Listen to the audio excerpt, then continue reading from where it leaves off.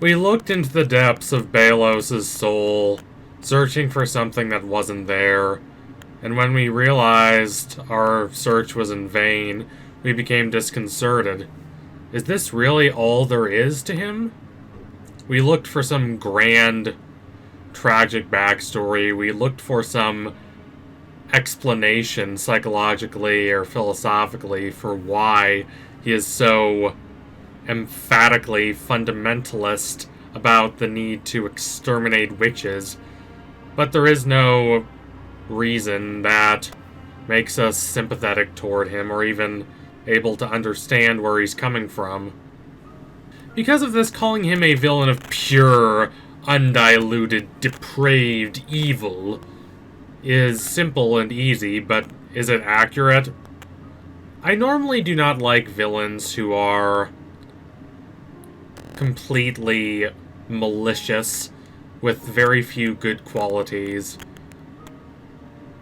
But I don't mind Belos. In fact, I think he's quite compelling. The show has won me over on him to an extent.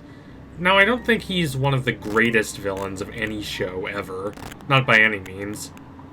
But he's also not a mere embodiment of uncut, undiluted villainy. Nor is he a generic baddie who enjoys being bad. We have rebelled against these simplistic, cartoonish, exaggerated villains who are only capable of vice and who have no motives or ideals except those which we can emphatically disagree with, because we've realized through a cultural shift that this is false. That doesn't necessarily mean we've become more tolerant or more thoughtful or more willing to recognize the humanity of our adversaries. But I do think that there has been a marked shift for the better in the move away from these simple, sneering, cackling caricatures of pure villainy. But it is worth looking further into Belos.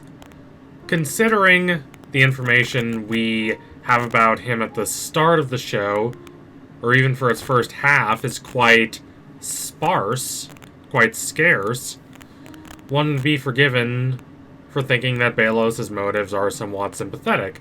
Perhaps he is indeed an extremist who has withdrawn into authoritarianism because he's so committed to his ideals, but perhaps those ideals are genuinely worth considering, that they spurred him to try and create order out of the chaos of the Boiling Isles. But this really isn't the case, as the show proves demonstrably in Season 2. Then we realize that Belos has a brother. Perhaps his brother, who is not around anymore, was killed by a witch, and that spurred Belos' vehement disdain for witches. Perhaps a bit of an oversimplistic explanation, and one, of course, that we cannot use to excuse his behavior, but nonetheless one that would allow us to better understand where he's coming from. But we don't get anything like that. He wants to destroy witchkind because he believes that witches are abhorrent, vile creatures of pollution that must be vanquished in order for justice and morality to persevere. That's it.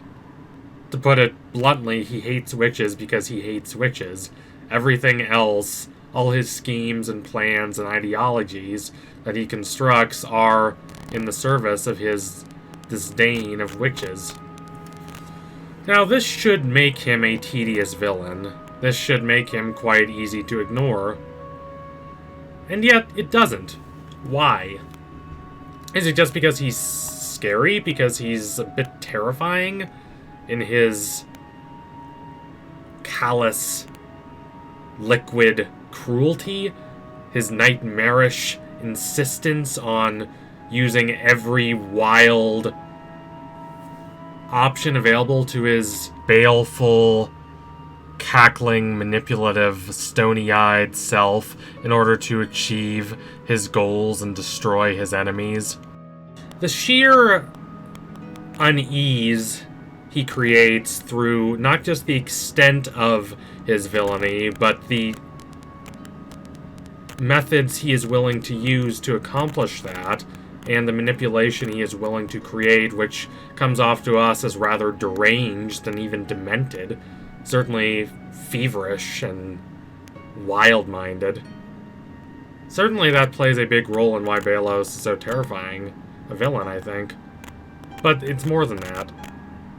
I should say again that I really dislike simple, cartoony, black and white villains.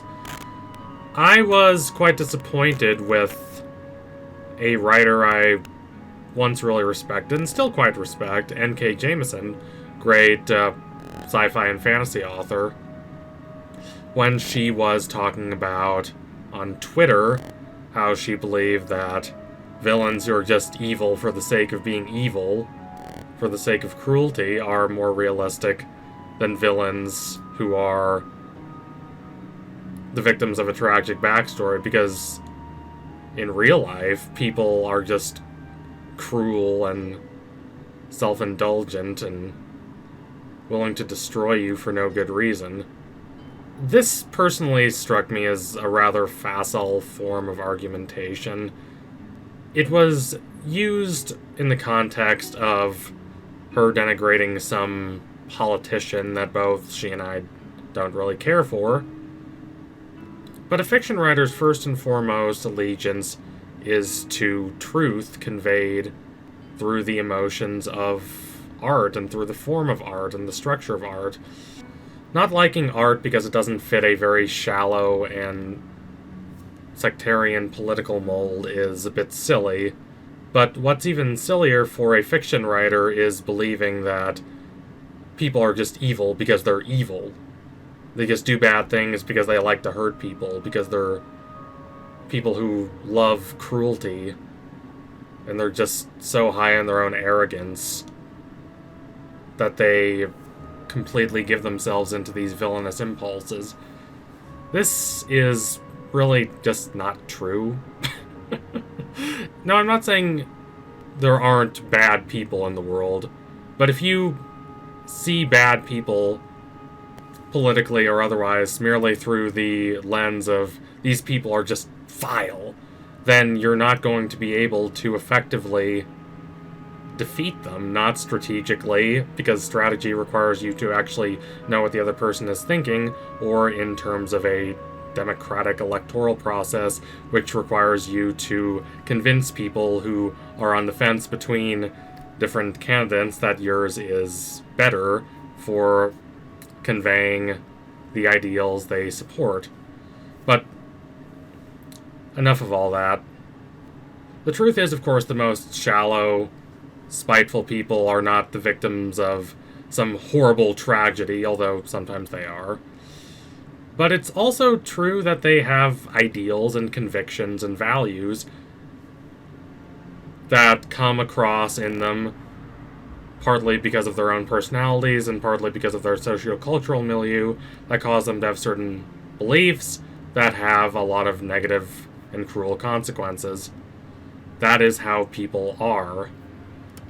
Exaggerated, cartoony villains who revel in spite and malice are rejected because they're not honest depictions of villainy, understandable or otherwise. I like Belos because even though he is not a sympathetic villain, even though the extent of his cruelty is not hidden or diluted or even made understandable, it does come from a distinct perspective and a distinct ideology that's not just, oh, I'm evil. There's nothing necessarily absurd or ridiculous about his behavior.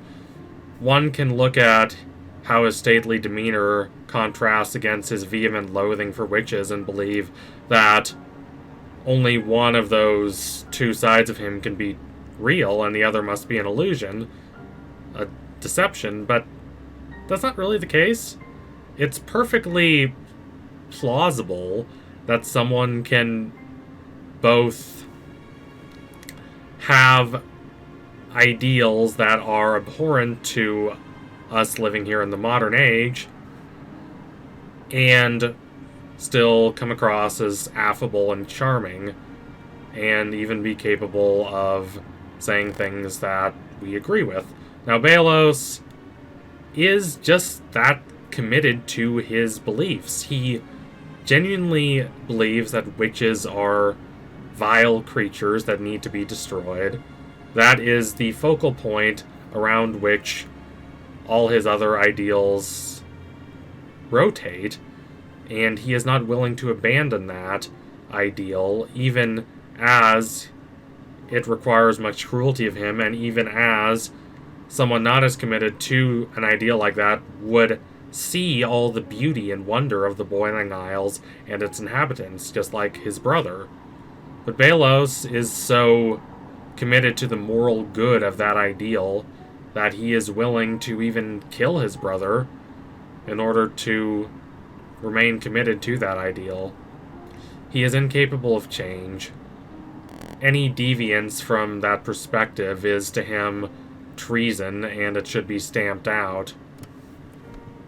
And this does not particularly come from a place of malice or grasping, feverish cruelty.